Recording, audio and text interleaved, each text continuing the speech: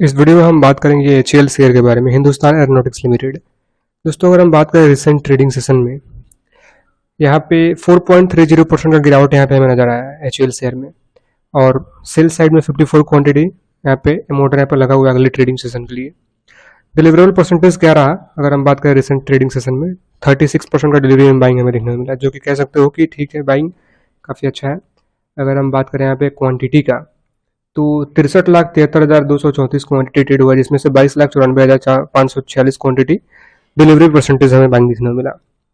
और कुछ इन्फॉर्मेशन के बारे में अगर हम बात करेंगे, वीडियो को पूरा लास्ट तक आप देखते रहिए कि अगले ट्रेडिंग सेशन के लिए क्या लेवल्स बन रहा है, उसके बारे में हम लोग बात करने वाले हैं। तो यहाँ पे देख लेते हैं एक एक करके। अब देखिए, गिरावट का वजह की अगर हम बात करेंगे, तो अभी के टाइम में थोड़ा अगर हम क्वार्टर बेसिस पे भी अगर हम नजर डालेंगे, तो जो भी क्वार्टर यहाँ पे अवेलेबल है उसके अकॉर्डिंग भी अगर आप देखा जाए यहाँ पे, तो काफी जबरदस्त इंक्रीज है। कोई भी ऐसा कह सकते हो कि हमें ऐसा मतलब कि देखने को नहीं मिल रहा है जिसकी वजह से गिरावट हमें भी हो देखने को मिले। बट गिरावट हुआ है। अब ये बात नहीं है कि केवल इसी कंपनी में गिरावट हमें देखने को मिला है, एचएएल में ही बहुत सारी कंपनी है मार्केट में, स्मॉल कैप टोटल गिरा हुआ है देखा जाए तो लगातार। अब जो भी स्टॉक लगातार रिटर्न दे रहा है, एक बड़ा रिटर्न दे रहा है, मैंने यही चीज आपको पहले ही बताया हुआ है कि जो भी स्टॉक एक लगातार अगर रिटर्न दे रहा है, ऐसा तो नहीं हो सकता है कि मतलब 1 साल 2 साल लगातार रिटर्न ही देता रह जाए, 1 साल 2 साल तक लगातार रिटर्न ही देता रह जाए, लगातार तेजी में ही रह जाए। अगर कोई भी स्टॉक जितना तेजी से ऊपर जा रहा है, एक बात आप ध्यान रखिए, उतना ही तेजी से नीचे भी आएगा थोड़ा सा। ऐसा नहीं होगा कि जहां से नीचे ऊपर गया है वहां तक आ जाए, मतलब 100 रुपए से गया है ऊपर 3,000 तक तो फिर 100 रुपए आ जाए, ऐसा नहीं होगा। मतलब बहुत कम चांसेस में ऐसा होता है कि कंपनी के ऊपर कोई ऐसा बैड न्यूज निकल के आ जाए, बहुत बड़ा कोई ऐसा क्रैश आ जाए, तो वो सब होता है, अलग की बात है। बट बहुत कम चांसेस होता है ऐसा कुछ हमें देखने को मिले। बट गिरावट होता है यहाँ पे, प्रॉफिट बुकिंग के चलते कह सकते हो कि गिरावट होता है। और आपको बड़े बड़े और भी स्टॉक्स देखने को मिल जाएगा मार्केट में। आरबीएनएल को आप ले लीजिए, कहीं ना कहीं प्रॉफिट बुकिंग के चलते हमें काफी गिरावट देखने को मिला, बहुत सारे शेयर में गिरावट देखने को मिला। और मैंने आपको पहले ही बताया हुआ है कि एक पॉइंट ऑफ टाइम तक लगातार तेजी में रहेगा, एक नया हाई क्रिएट करेगा और फिर थोड़ा करेक्शन होगा और फिर से हो सकता है थोड़ा ऊपर में जाते हुए दिखे। और मैंने आपको पहले ही बताया होगा कि अवॉइड कीजिए अपने, मतलब कि कोई भी स्टॉक हो हाईएस्ट पे बाई करना अवॉइड कीजिए, थोड़ा करेक्शन होने दीजिए, उसके बाद सोचिए आपको मतलब क्या करना है। अब यहाँ पे भी आप देखेंगे तो कहीं ना कहीं गिरावट हुआ था, मतलब कह सकते हो जहाँ पे 5,5400 के ऊपर ट्रेड कर रहा था, एकदम से नीचे आ गया था 3800 के आसपास आप देखेंगे यहाँ पे। तो कहीं ना कहीं गिरावट हमें देखने को मिला था और वहीं पे 3900 के प्राइस के आसपास आ गया था।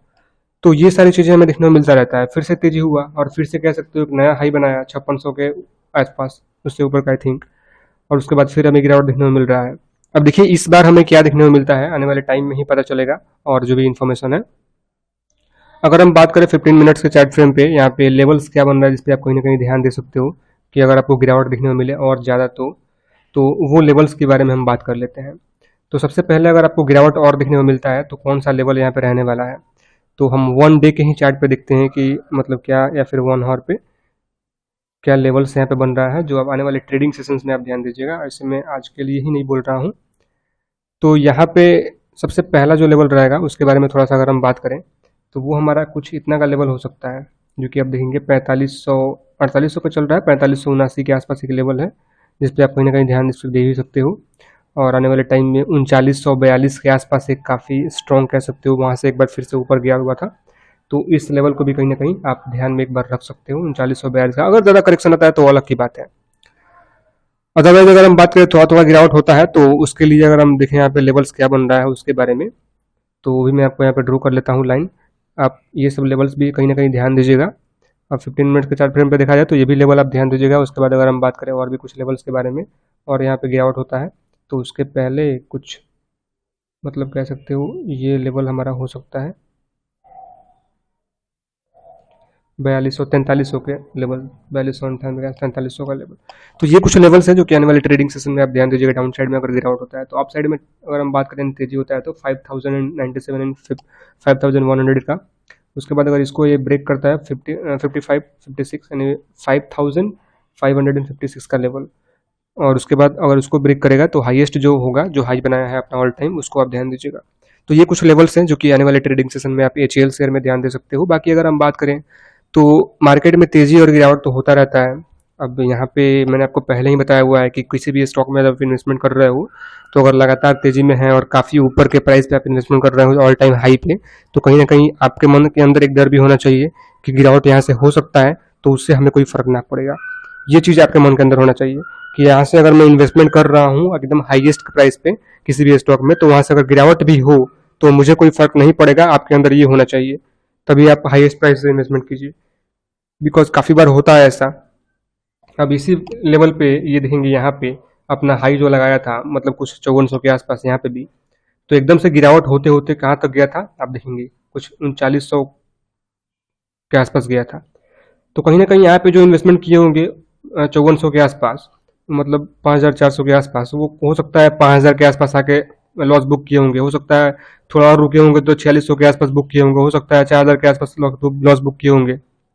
और कुछ लोग वहीं पे होंगे जो कि एकदम वेट कर रहे होंगे कि हमने अगर हाई पे इन्वेस्टमेंट किया है तो हमें ये भी होना चाहिए कि शेयर में करेक्शन हो रहा है, तो उसको फेस करने के लिए ऐसा हिम्मत होना चाहिए। तो वो लोग आज के टाइम में कुछ प्रॉफिट में भी होंगे, अगर देखा जाए तो यहाँ पे बुक किए होंगे ऊपर के प्राइस पे आके थोड़ा सा, या फिर कह लो यहाँ पे जो भी है, कहीं ना कहीं ये सब चीज़ों पे आपको ध्यान देना होता है मार्केट में। आज के लिए कुछ इतना ही। वीडियो में कोई बाई सेल या फिर होल्ड की सलाह नहीं है, वीडियो केवल एजुकेशन पर्पस के लिए है। कोई भी इन्वेस्टमेंट करने से पहले अपने फाइनेंशियल एडवाइस से एडवाइस लीजिए, उसके बाद सोचिए आपको क्या करना है, अदरवाइज इग्नोर इट। चलिए मिलते हैं किसी दूसरे वीडियो में किसी दूसरे इन्फॉर्मेशन के साथ, तब तक के लिए bye bye. This video is only for education purpose. आगे मिलते हैं और भी कुछ वीडियोज़ में।